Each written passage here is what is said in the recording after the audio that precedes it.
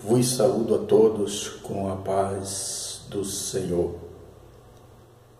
Graças eu dou a Deus por os privilégios, por tudo em que Ele tem feito, porque digno não sou de nada, sou pecador, sou propício a pecar, tenho as minhas falhas, as minhas indecisões, mas Deus, Ele está no controle de todas elas, e graças ao nome do Senhor eu permaneço servindo ao Senhor. Muitas das vezes nós ficamos presos a tantas coisas, nós ficamos presos à nossa indignação, ficamos presos no nosso ego, ficamos presos na nossa eloquência, ficamos presos na nossa vida ministerial, no nosso pastoreado, ficamos presos na nossa carteirinha. Outras vezes ficamos presos, quem sabe, na igreja da qual dirigimos, porque não queremos perder o destaque, não queremos perder o púlpito, não queremos perder a eloquência, mas nós sabemos também que muitas das vezes estar na festa não basta, estar na igreja não basta, porque aqueles que estavam de vestes diferentes também estavam na igreja, estavam na festa. Aleluia! Nós precisamos ter a humildade de dar um passo atrás, impulsarmos à frente, para que o nome do Senhor seja glorificado. E muitas das vezes nós queremos passar em meio da igreja e o povo nos aplaudir. Queremos sermos aplaudidos pela igreja e pela sociedade. Muitas das vezes nós fizemos coisas, mesmo sabendo que é contrária à palavra de Deus, mas fazemos para mostrarmos que estamos na autoridade.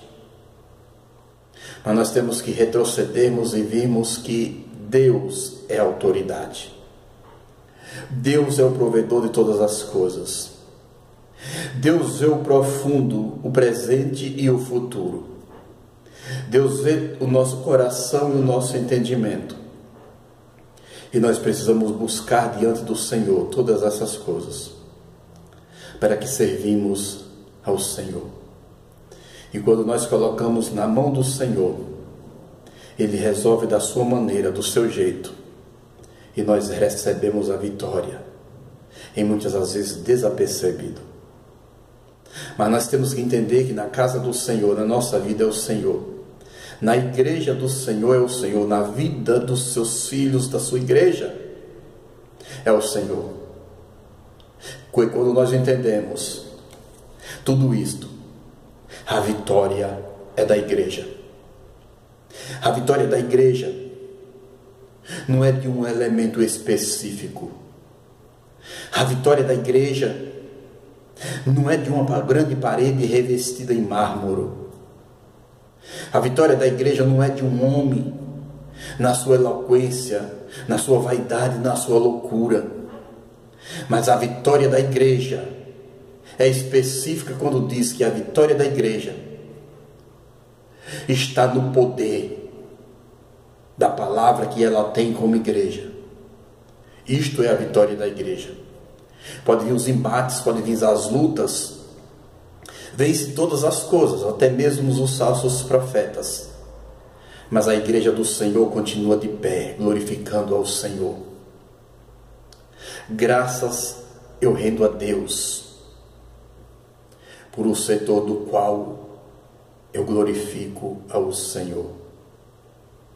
Graças eu rendo a Deus pela vida do nosso pastor setorial, João Barbosa. Graças rendo a Deus por a vida de todos os pastores e companheiros que estão à frente de congregação, fazendo para o Senhor. Eu não posso fixar a minha vida pastoral apenas na minha vida. Eu tenho que fixar minha vida em Deus. Eu tenho que fixar o meu pensamento no Senhor.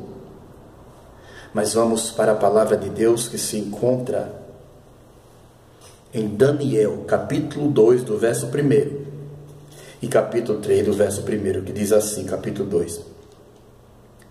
E no segundo ano do reinado de Nabucodonosor teve um sonho. E o seu espírito se perturbou e passou-lhe o sono. O capítulo 3, do verso 1 diz: o rei Nabucodonosor fez uma estátua de ouro cuja altura era de 60 côvados e a largura de 6 côvados. Levantou-se no campo de Durã, na província da Babilônia. Amém? Amados, nós podemos chamar esse texto da insensatez do culto à personalidade. O que é culto à personalidade? Culto à personalidade é quando nós fazemos o culto do nosso jeito, para que a igreja veja a nós e não a Deus. A igreja evangélica experimenta um dos mais colossais, mais expressivo crescimento de todos os tempos. Aos dias de hoje é um fenômeno. Hoje estudos feitos pelo sociólogo no mundo inteiro, daqueles 10 de mais ufanista e otimista, chegaram a dizer que dentro de algumas décadas a igreja evangélica brasileira seria a maioria da nação. O que estamos assistindo, Igreja do Senhor, é um crescimento explosivo, mas muitas das vezes um crescimento sem qualidade. Como disse o Dr. Geipaldo, nós temos um cristianismo de 5.000 quilômetros de extensão, mas apenas 5 centímetros de profundidade. Um dos aspectos que tantas vezes se realiza nessa realidade evangélica brasileira é a maneira que alguns líderes se posicionam. Hoje nós estamos vendo líder colocando em si mesmo título pomposo, título glorioso, e eles mesmos estão se auto-titulando como apóstolo, como que pudesse fazer isto com o amparo das Escrituras. Pior do que isto, nós estamos assistindo hoje uma corrida galopante por parte de alguns líderes com a tendência do culto à personalidade.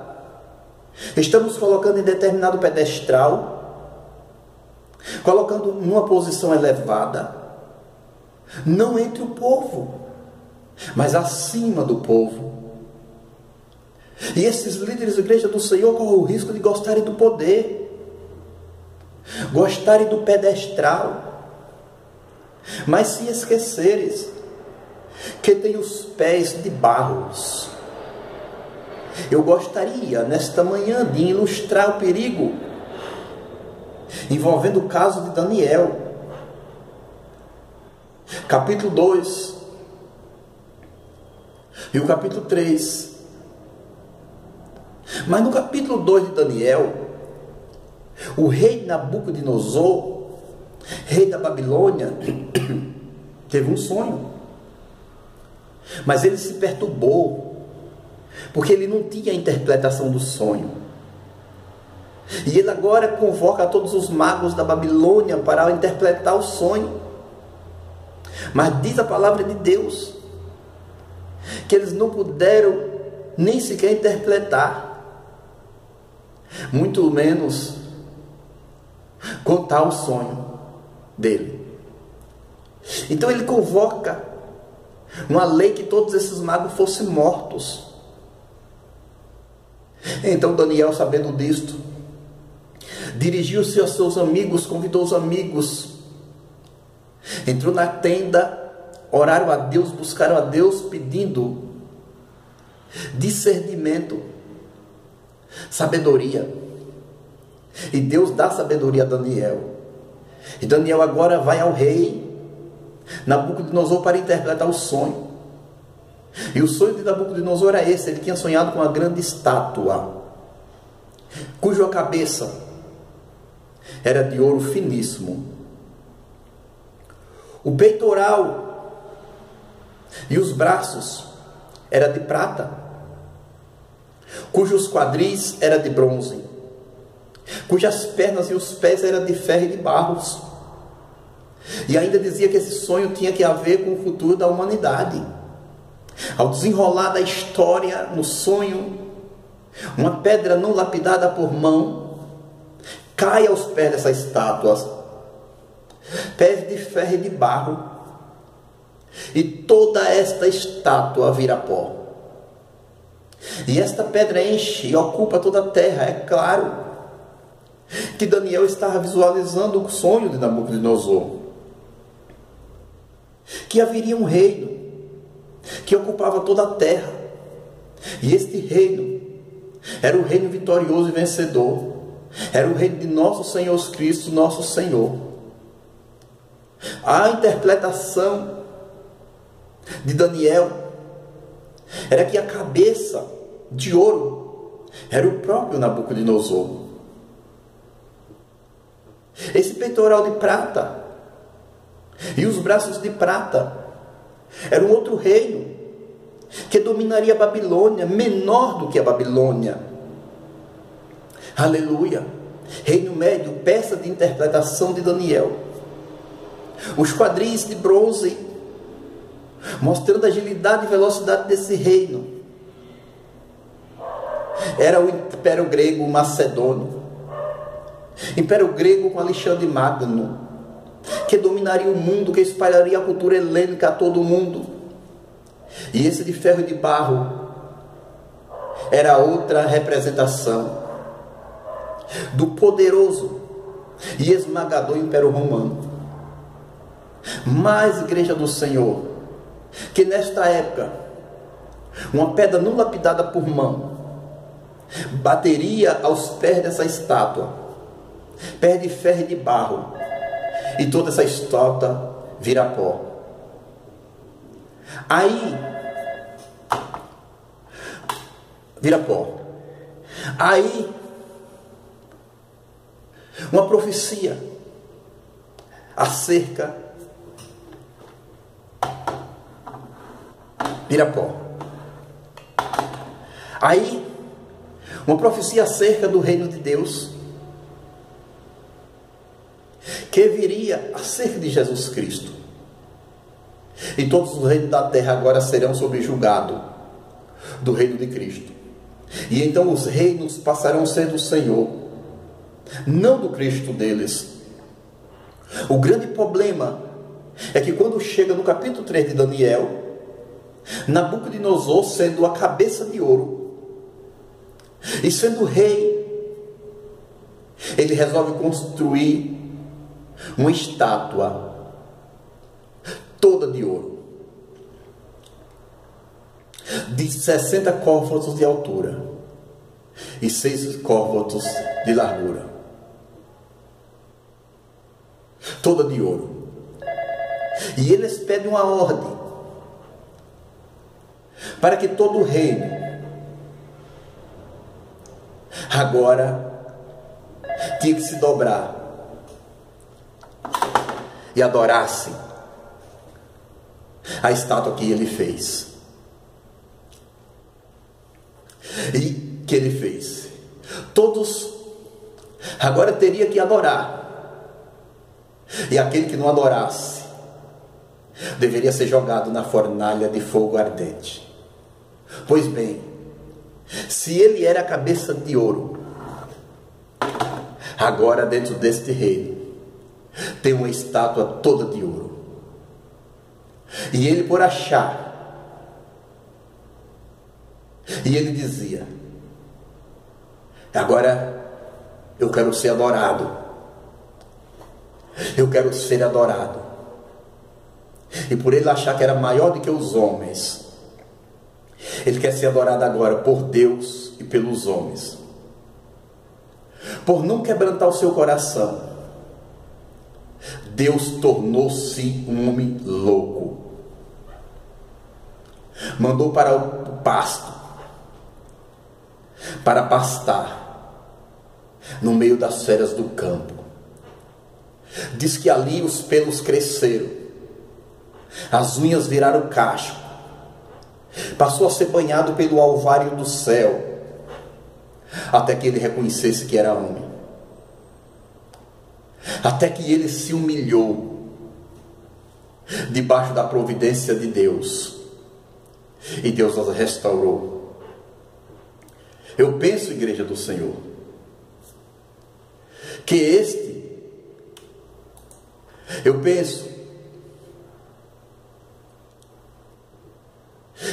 texto lança luz sobre um dos problemas mais sérios, sobre o mais atingido em grande parte da igreja evangélica brasileira.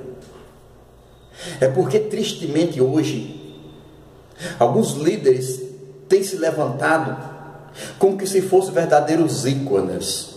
Eles são intocáveis dentro da igreja. Ninguém pode tocar. Eles podem fazer tudo para a igreja, falar o que quer pela igreja, mas a igreja não pode tocar neles. Eles são intocáveis. Aleluia. Líder que tem se colocado no pedestal. Líder que tem requerido do seu povo quase que uma espécie de veneração. Líder que se coloca acima do povo de Deus, não no meio do povo de Deus. Vale destacar que o apóstolo Pedro se dirige aos crentes daquela denominação dizendo: eu presbítero entre vós como vocês. Então ele está se mostrando que ele é um presbítero como presbítero e não acima dos outros presbíteros, mas era um presbítero como os outros presbíteros, lidando junto com a palavra de Deus. Aleluia. É triste quando nós colocamos e estamos vendo pregadores, cantores, pastores sendo tratados na igreja como que fossem astros de cinema. É triste ver isso, igreja do Senhor, hoje, como que se tivesse fãs. Hoje a igreja evangélica comete o pecado da tietagem evangélica, onde coloca cantores, pastores, pregadores no pedestal. Aleluia. Eu quero dizer uma coisa para vocês, uma coisa muito importante. Há muitas estrelas hoje, viu, igreja do Senhor? Mas as estrelas só brilham quando o sol não está brilhando.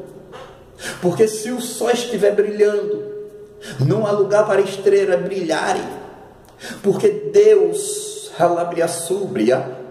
Deus é o sol da justiça. E se ele estiver brilhando na igreja do Senhor, não há lugar para homem brilhar. Aleluia. Não há lugar.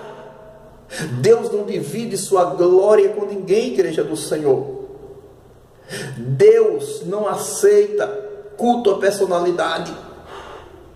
Deus não tolera culto à personalidade. A Bíblia diz, é a Bíblia quem diz, que Deus rejeita os soberbos, mas aos humildes Ele concede a sua graça. Os pregadores querem ser adorados, querem ser venerados, sempre chega no culto atrasado, depois que o culto já começou, e querem ser adorados e sai sempre antes do culto terminar. Aleluia. Pregadores que anda em carros blindados como que se fossem grandes figurões,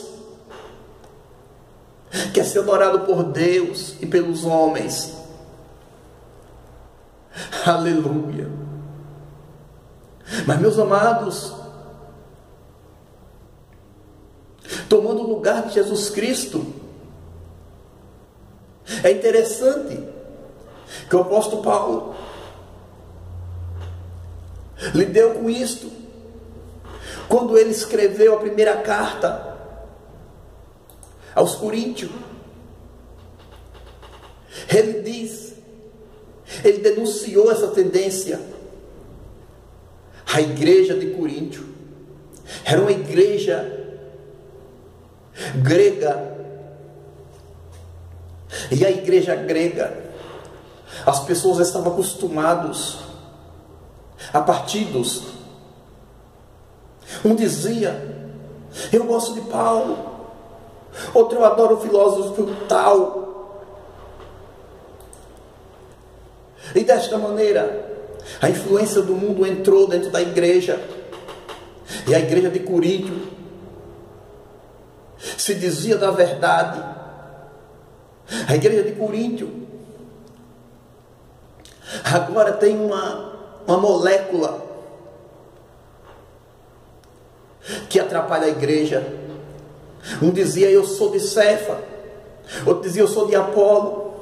Outro dizia: eu sou de Cristo. De forma que a igreja de Coríntio se tornou uma igreja pluripartidária. Havia ali o Partido Liberal de Paulo, o PLT. Havia na igreja aquele grupo que talvez dissesse: bem, nós somos os fundadores, que lançamos o fundamento desta igreja. Havia também ali o grupo filósofo de o apóstolo, aleluia, de Apolo, o PFA. E esse grupo, talvez seguindo uma ordem grega, delinquente, dissesse: o nosso grupo é o grupo que gosta dos discursos pomposos, das falas reboçadas. Mas também ali havia o Partido Conservador de Cefa, o Partido Conservador de Paulo, o PCP. E este partido, formado de judeanitas que estavam chegando da sinagoga para a igreja cristã de Cristo, formava seu partido, seu grupo dentro da igreja. Não é isso que a gente vê hoje? Mas havia ali também o partido de Cristo, o partido de Jesus, o PCJ. E a igreja se dizia, e a igreja se divide nesses 4 partidos. E a igreja então começa a colocar esses líderes no pedestal. E Paulo, vendo tudo aquilo,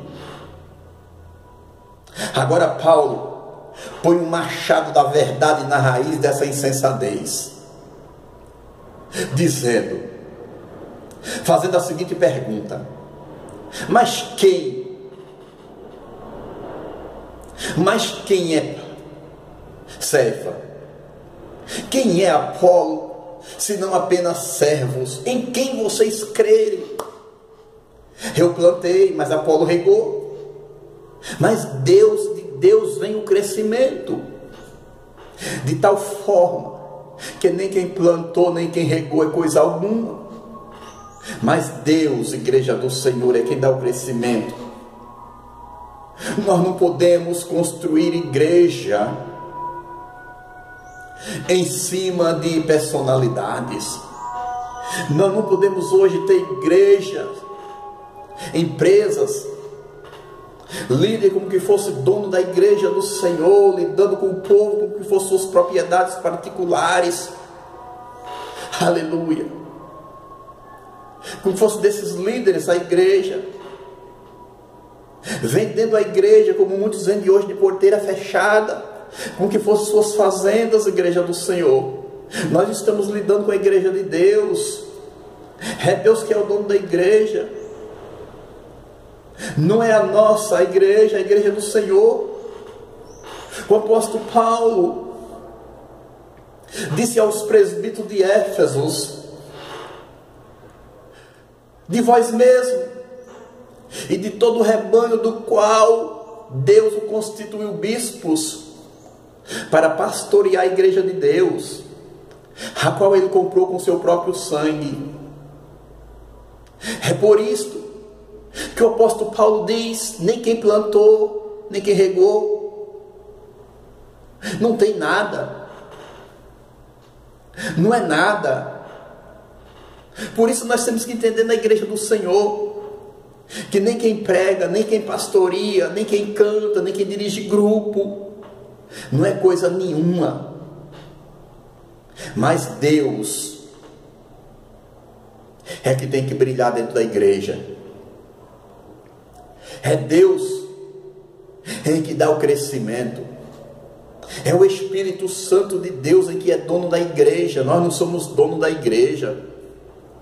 Nós somos apenas escolhidos de Deus por misericórdia para sermos o pastor, auxiliares do bom pastor. Não somos nós em quem procuramos a Deus, foi Deus em quem nos procurou. Nós temos que cuidar da igreja de Deus. Quando nós somos pegar uma igreja do Senhor para pastorear, nós temos que avaliar a nossa agenda. Se nós temos espaço na nossa agenda para fazer o trabalho do Senhor de modo digno, para não fazer o trabalho do Senhor fatiado pela metade. Nós somos escolhidos primeiro para trabalhar para o Senhor, depois pensarmos em nós. A graça do Senhor desça sobre a igreja do Senhor, que o Espírito Santo conceda graça, para que todos nós temos a convicção do nosso chamado. Vestimos as vestes de gala, vestimos as vestes nupciais, para participarmos dessas festas das bodas de modo digno. Porque muitas das vezes na igreja hoje há muitos louvores e nós balançamos, nós levantamos as mãos, balançamos de um lado pelo outro, achamos que estamos no ritmo da melodia. Mas quando o dono da festa passar pelos corredores, você não vai enganar a Deus dizendo: eu canto no círculo de oração, eu canto nos adolescentes, eu canto no jovem, eu toco na igreja há 40 anos. Você não vai enganar a Deus assim. Conquistar as nossas vestes diante do Senhor, se Ele voltasse hoje, agora. Será que Ele ia achar nossas vestes como veste de gala? Ou Ele ia passar no nosso meio e ia achar nós como aquele que estava de vestes diferentes? Ele estava na igreja também, ele estava participando do banquete, mas não trocou as suas vestes. Hoje há muitos que estão dentro da igreja, mas quer ter uma amizadinha lá fora com Siló e Jatim. Aleluia. Porque a Bíblia diz que Heber tinha amizade, tinha comunhão entre ele, Siló e Jatim. Ele queria estar junto a Guedes em santidade, mas queria ter também uma amizadinha com esses três homens. Tem muitos que querem estar na igreja hoje em santidade, mas quer ter uma amizadinha com o mundo. Dentro da igreja é uma bênção, mas no mundo é uma perseguição. Glória ao nome do Senhor, e que Deus abençoe e entre aos corações essa palavra e transforme para a honra e glória do nome do Senhor.